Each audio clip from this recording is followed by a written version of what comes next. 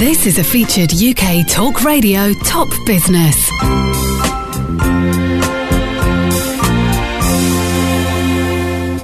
UK Talk Radio. I've got Shomit Mitra on the line now from London, who's one of London's leading therapists, notably hypnotherapists. And I'm very excited about this because we haven't talked about hypnotherapy for a while on UK Talk Radio. Welcome, Shomit. Thanks so much for being here. Thank you very much. Now, Shomit, it would be a bit unfair to ask you what you do in a nutshell because there are so many things, but we can focus on hypnotherapy because that's something you know a lot about. That's fine, yep. Now, Shomit, I noticed when I looked at your website, what I thought was an interesting quote. It said, by managing the world in here, you'll be able to cope with the world out there. I like that. Tell us more. What do you mean by that, Shomit? This is a very interesting paradigm, and although it has its antecedents in sort of ancient Indian philosophy, where the world in here is a reflection of the world out there, and the world out there mirrors the world in here, I've tried to give it a practical application. Usually, when people feel that the world is not doing what they want it to do, when things are not going their way, they try and tinker with the world out there, which often when you do that, you meet with limited success because there's not much control you have over the lives of others, over the imperatives of the others are following, and so on. But you can control what's in here. And if you do change what's in here, what is within you, then in fact the world begins to behave very, very differently. So, for example, to give you a trivial example of this, if you go into an interview believing that you are terrible, they will probably think you are terrible. And if you go into an interview thinking you're wonderful, they'd probably think you are wonderful. So that's a relatively trivial example of this paradigm by which, in fact, something happens out there in the world as a function of a belief system that I'm carrying in here. And what I find is, by and large, what happens is that most people are able or not able to achieve things in the world as a function less of what is out there and the difficulties they face, more as a function of blocks that they may be carrying as a function of their past, belief systems that have been instilled in them by sometimes their parents, sometimes teachers at school, which then become a sort of a filter that condemn them almost to act in a certain way that conforms with that belief system. So the first thing we do in hypnotherapy is remove those belief systems by exposing them, by showing them that something that they believe to be true is not in fact objectively true. It's just something that they happen to believe is true because of things that they've been taught when they were children, perhaps, or so. And that then begins to determine the manner in which they act in the world. So the key is to give the lie to those belief systems, and that frees people up to act with greater confidence, with greater conviction, and that then leads to greater success in the world out there. I've always thought it's amazing, Shomit, how kind of masochistic we are and how we often create barriers and create problems and blocks for ourselves, and then we complain when things don't work out or when we feel bad, and yet a lot of it we are putting unnecessary blocks there, which is a strange way of behaving, isn't it? But so many human beings do behave that way. Absolutely. I couldn't agree with you more. That, in fact, when we are stuck for whatever reason, it's very normal to look at the world out there and blame the world and sort of say, they are being bad to me. And what often takes a bit of work is to get people to actually look at themselves and saying, all right, fine, someone or other is being mean to you, whatever it is, but what can you do in here that can change the manner in which that relationship works? And very often when we change in here, the whole chemistry of a relationship or a particular paradigm changes. And that, again, is something that I find fascinating. It's really quite, it comes across as quite magical that, by doing a little work on yourself, in fact, the chemistry of a whole relationship can change. Someone who has absolutely no idea about the work that you've been doing on yourself could suddenly change their attitude to you completely. Yeah, and Shomit, just give us obviously this is a challenge, but give us a nutshell explanation of your journey to where you are now and your journey into doing what you do now.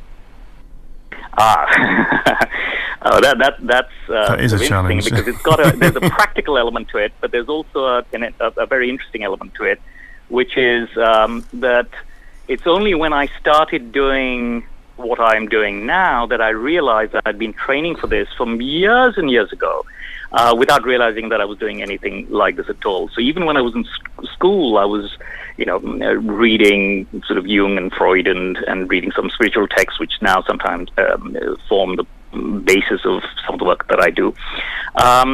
But therapy, hypnotherapy, all this was very much a hobby. But it was not until much later in my life when I found myself running a family business, and this is a trap into which a lot of Indians fall. Just come and help with the family business for a bit.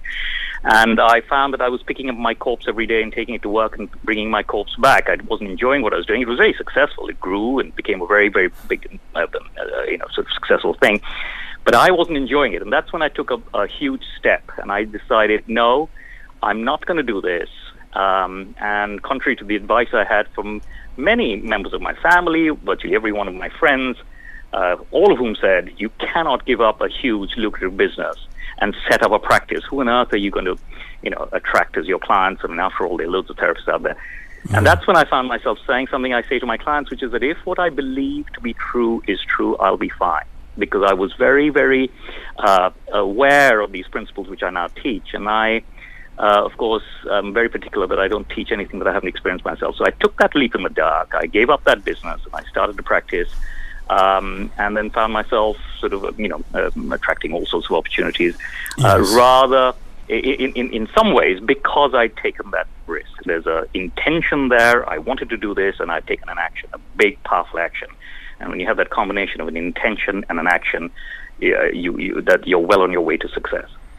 Yeah. Now, Shomit, going back to the hypnotherapy, which is a big speciality of yours, in a nutshell, what is hypnosis? How does hypnosis work? And also, I might add, what is it not? Because there are some rather naff misconceptions about hypnosis going around still, aren't there? Yes, they are. And those misconceptions are often a product of the kind of hypnosis that you see in stage shows where people call up on stage and make bark like dogs and sort of, do sort of strange and funny things. And of course, hypnotherapy has got absolutely nothing to do with hypnosis of that kind. Hypnosis is much misunderstood.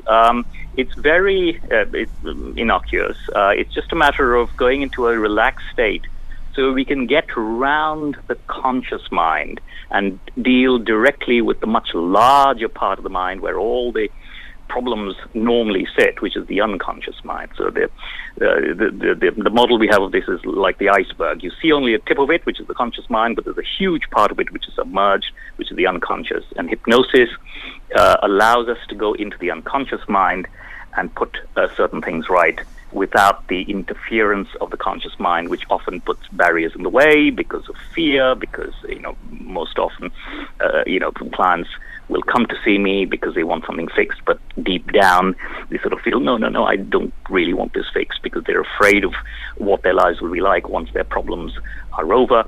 So the conscious mind will often interfere, but if you can go directly to the unconscious, just by closing your eyes and breathing and just settling into a little pattern of relaxation, you can go much deeper. You don't have to look at sort of clocks, in a pendulum and sort of anything like that. You just have to close your eyes, breathe a little, and you'll be in a light state of hypnosis, which is all that's needed for really profound therapeutic work to take place. Mm. And how would you define hypnosis? Hypnosis is simply a state of relaxation in which you can be in two places at once. If you think about it, you're in a state of hypnosis every day when you, let's say, drive the same route to office every day. You're driving along, everything's happening on automatic, but your mind, you're thinking about the holidays coming up, and you're perhaps imagining the beach you're going to be sitting at, and so on. and yet your car just suddenly finds its way to work, and before you know it, you're parking, and that's the state of hypnosis. You could be on a train, looking out and daydreaming. You're aware you're in the train, but you're also in another place.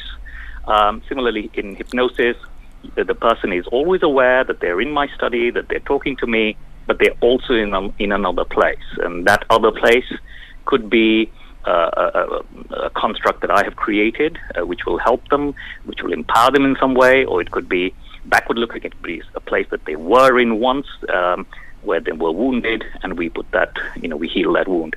So it's just a state of being in two places at once. Is there a particular niche that you help people with in your hypnotherapy, or is it very, very comprehensive, Shomit? I do a wide range of things, but the essence of it is this. There are two processes, both of which are necessary to move forward. The first is most of us are held back by wounds that from the past. And so it's imperative that we actually go back to those wounds and heal them. They are buried in the unconscious. We are often not even aware that we have those wounds. I mean, time and time again, a bit of hypnosis has revealed an incident, something that took place in early childhood, of which the person is not even consciously aware. And often I've had people saying, "Oh, but Shomit, I think I made all that up," and I've had them call their parents, and the parents have said, "Oh my God, how did you, stumble upon this? You haven't talked about it for ages." So that is one process. We have to undo those knots. But the other, and I'm very emphatic about the need for this other process, which is to give people tools to move forward, to give them the wherewithal to make some progress in their lives. And I feel that a lot of my work is actually very practical. I give them little exercises. Perhaps I record it onto their phones. It's not something we could do 10 years ago, but we can do it now. And by repeatedly listening to those exercises, they actually strengthen capabilities. It's much the same as going to the gym and actually doing a workout in the gym, which strengthens you in a bodily way. You go to school, you wrestle with maths problems, it strengthens you in an intellectual way. And then I give them exercises which perhaps that strengthens them in an emotional way. It's the same process. And it's vital that forward momentum is maintained. A lot of therapy today is backward looking. And people often feel that it's, by analyzing the past, by understanding the past, we'll be able to put our problems away. In fact, understanding and analysis don't really do very much. You've actually got to do a regression type exercise to open out, unfreeze the past, if you like. But it's also crucial that you have a forward momentum, because without that, you can be stuck in analysis for years, whereas I get fairly dramatic results because I'm very, very keen on moving forward all the time and learning as we go forward. Yeah. Now, you're based in London, Shomit, and fairly central. And your website is simply Shomit Mitter. That's SHOMIT, and then Mitter, MITTER, one word.com. That's correct, yeah. It's just ShomitMitter.com. Excellent. Thank you so much for that very uplifting and inspirational discussion, Shomit. Thank you very much. I know it's only the tip of the iceberg, but thank you very much, Shomit. All the best. Okay, excellent. Thank you very much, Jonathan. That was Shomit Mitter on UK Talk Radio.